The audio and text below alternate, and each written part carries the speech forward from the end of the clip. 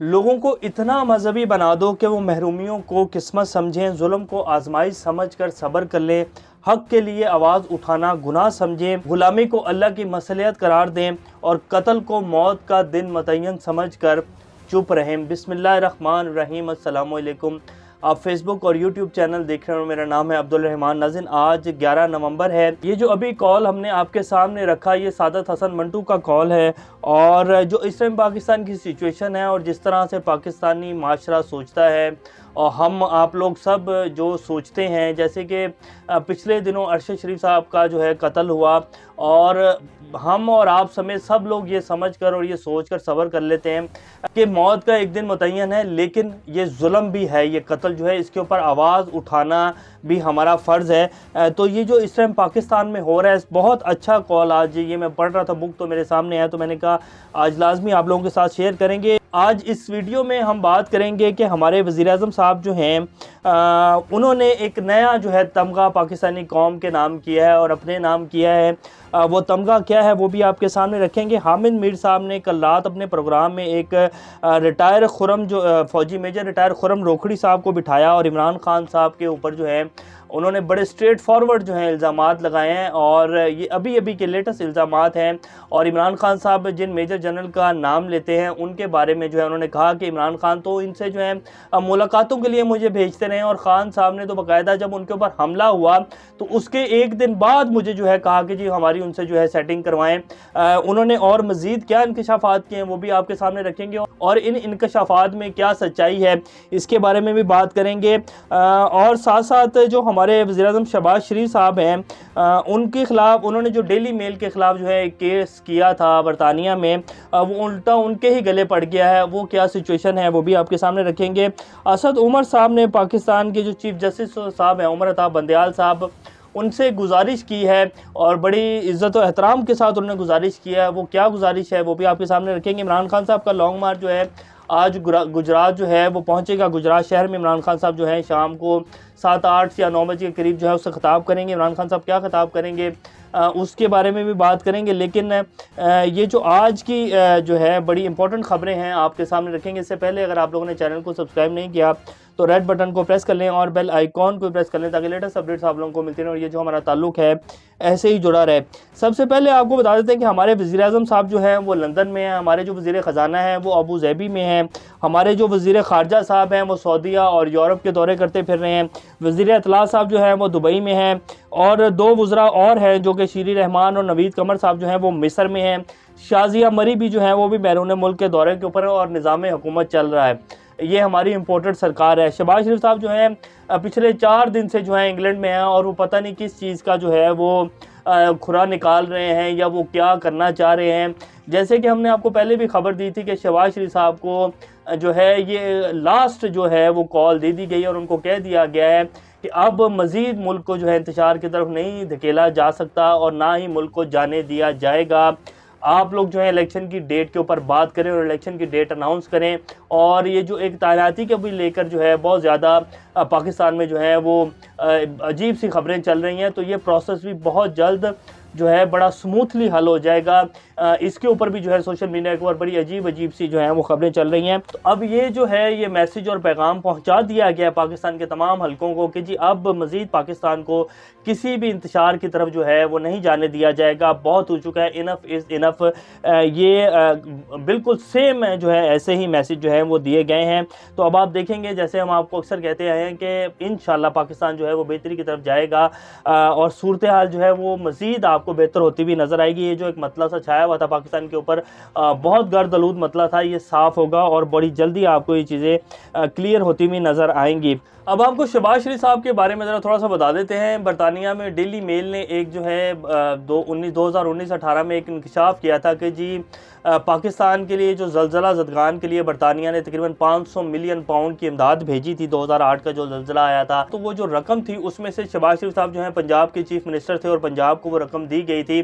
तो उसमें से कुछ रकम जो है शहबाज शरीफ साहब ने अपने बाप का पैसा और अपने वालिद मोहतरम की जो है कमाई समझकर उसको साइड पर किया और फिर बाकायदा उसे अकाउंट्स में घुमाकर जो है बरतानिया शरीफ फैमिली के अकाउंट्स में भेजा। जब डेली मेल ने खबर दी तो शहबाज शरीफ साहब पूरे पाकिस्तान में जो है हंगामा बर्पा हो गया और शहजाद अकबर साहब ने भी कहा कि जी ये केस है और ऐसे ऐसे है।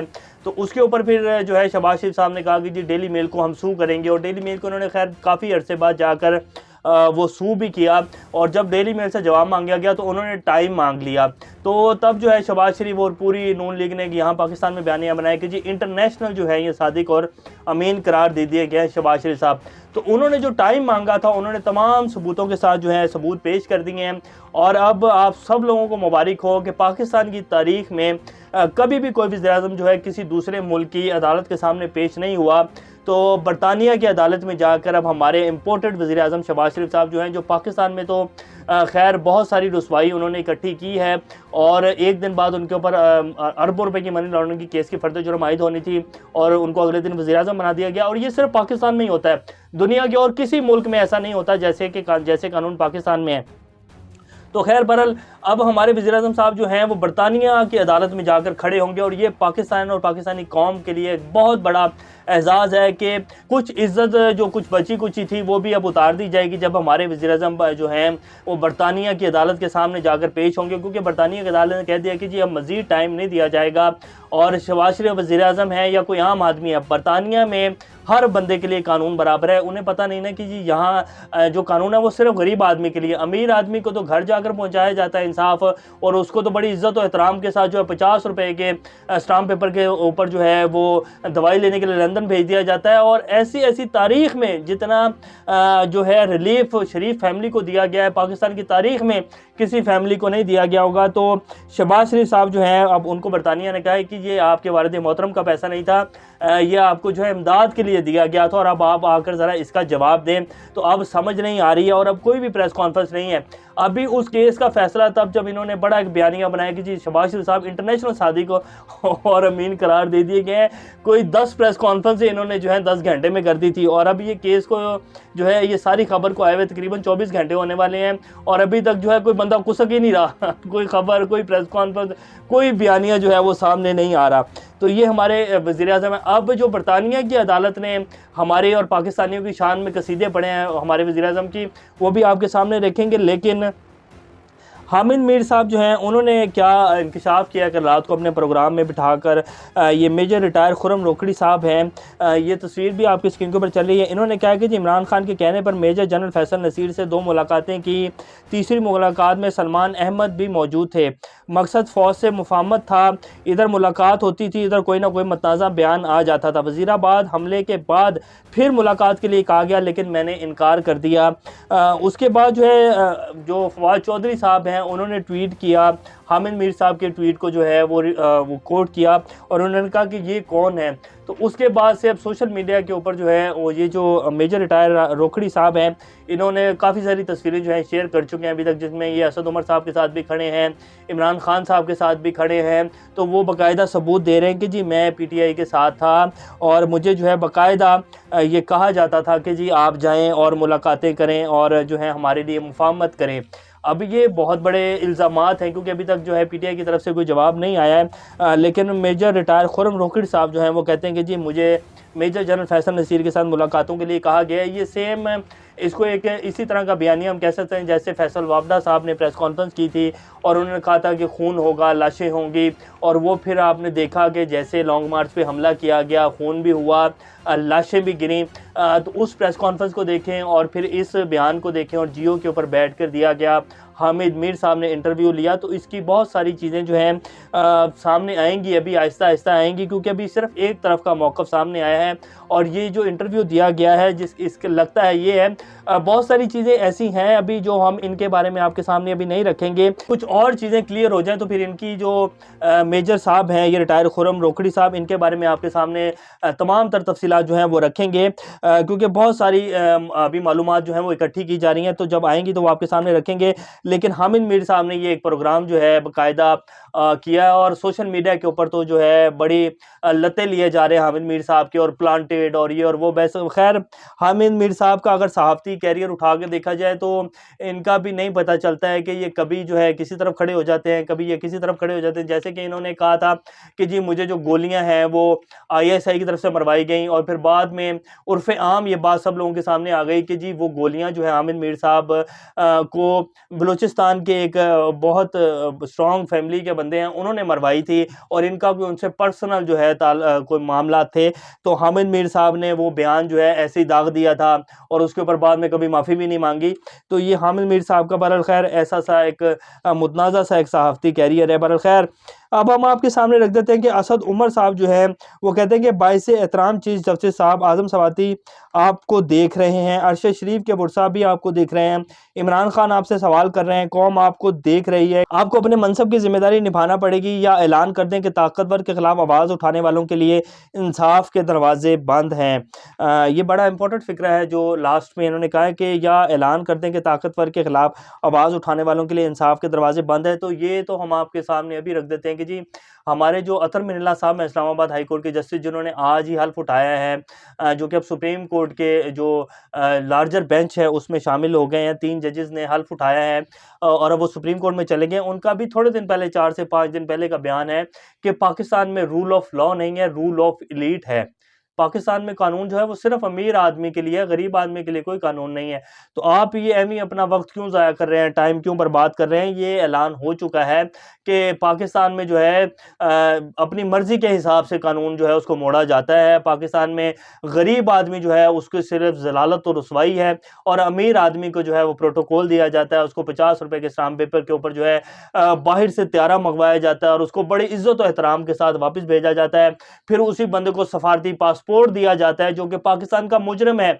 हुकूमत जो है वो सफारती पासपोर्ट दे रही है 50 रुपए के स्टाम्प के ऊपर, हमारी अदालतों ने उनको जो है बड़ी इज्जत और एहतराम के साथ बाहर भेजा, और अब वो बंदा सफारती पासपोर्ट ले चुका है। और अब आप देखेंगे कि अगर उनकी मर्जी का निज़ाम जैसे वो चाहते हैं बन गया और जिस तरह की वो कोशिशें कर रहे हैं तो वो आपका नया प्राइम मिनिस्टर भी होगा। तो ये पाकिस्तान है जी। इसीलिए हमारे जो वज़ीर आज़म हैं उनको बरतानिया में बुलाकर जो कटहरे में खड़े किया जा रहा है, और वो जज क्या कहते हैं अब वो आपके सामने तफसील रखते हैं कि उन्होंने पाकिस्तानियों के बारे में और पाकिस्तान की शान में किस तरह के कसीदे पढ़े हैं, वो आपको सुनाते हैं। लंदन डेली मेल केस में बरतानवी अदालत ने वज़ीर-ए-आज़म शहबाज शरीफ साहब के हुक्म इम्तनाई की दरखास्त खारिज करते हुए इन्हें मजीद वक्त देने से इनकार कर दिया। निजी टीवी की रिपोर्ट के मुताबिक शहबाज शरीफ के वकील ने अदालत से सदा की कि वज़ीर-ए-आज़म पाकिस्तान में मसरूफ़ है, लिहाजा जवाब के लिए मजीद वक्त दिया जाए। बरतानवी अदालत ने रिमार्क्स दिए कि मेरी अदालत में वज़ीर आज़म और आम आदमी बराबर हैं। सर आपको पता नहीं है, यहाँ आम आदमी बराबर नहीं है, यहाँ आम आदमी जो है उसकी कोई इज्जत नहीं है, यहाँ वज़ीर आज़म जो है उसके लिए कानून बना हुआ है सिर्फ। वाज़ेह है कि शहबाज शरीफ और इनके दामाद अली इमरान तहार डेली मेल का दिफा का जवाब नहीं दे सके। अदालती नोटिस का जवाब न देने की सूरत में शहबाज शरीफ को डेली मेल की लीगल कास्ट अदा करनी होगी। बरतानवी अदालत की तरफ से शहबाज शरीफ के खिलाफ फैसले पर PTI रहनुमा फजाजुल हसन चौहान ने कहा कि मुतासरीन सैलाब की इमदाद का पैसा खाने पर डिग्गी सरकार बरतानवी अदालत में जवाब देने में नाकाम हो गए। ये करप्ट टोला पाकिस्तान में तो NRO ले सकता है मगर बाहर की अदालतों से नहीं। बरतानवी अदालत के भी कुछ इसी तरह के रिमार्क्स हैं और वो कह रहे हैं कि जी इन्होंने जलजला जदगान का भी पैसा खा लिया, इसीलिए जो है बरतानवी और ये जो अब पाकिस्तान में सैलाब आया है, जितने भी अदारे हैं जिन जिन मुल्कों ने पाकिस्तान को इमदाद दी है उन्होंने बाकायदा अपनी टीम्स भेजी हैं साथ, यूनाइटेड नेशंस हों, और वो बाकायदा एक प्रॉपर तरीके से जो है यहाँ इन्वेस्ट करना चाहते हैं और लोगों की मदद करना चाह रहे हैं। वो डायरेक्ट इनको कोई पैसा देने के लिए तैयार नहीं है क्योंकि उनको पता है कि इन सब ने खा जाना है। वो इन्हें पिछले 30-40 साल से जानते हैं और वो पाकिस्तानी अवाम से बेहतर हमारे हुक्मरानों को जानते हैं। तो उन्हें पता है कि इन लोगों का माजी क्या है, इन्होंने ये जो अरबों डॉलर की जायदादें बनाई हैं ये कैसे बनाई हैं। तो ये जो है तमगा पाकिस्तान को दिलवाया है हमारे वज़ीर-ए-आज़म शहबाज शरीफ साहब ने। वैसे इतने तमगे जितने पिछले 6 माह में पाकिस्तानी अवाम को और पाकिस्तान को दिलवाए हैं, पाकिस्तान की तारीख में कभी नहीं मिले होंगे। तो ये जिस टाइम की सूरत हाल है, इंशाल्लाह नेक्स्ट अपडेट के साथ दोबारा आप लोगों के सामने हाज़िर होंगे। तब तक अपना और इस चैनल का ख्याल रखिएगा। अल्लाह हाफ़िज़।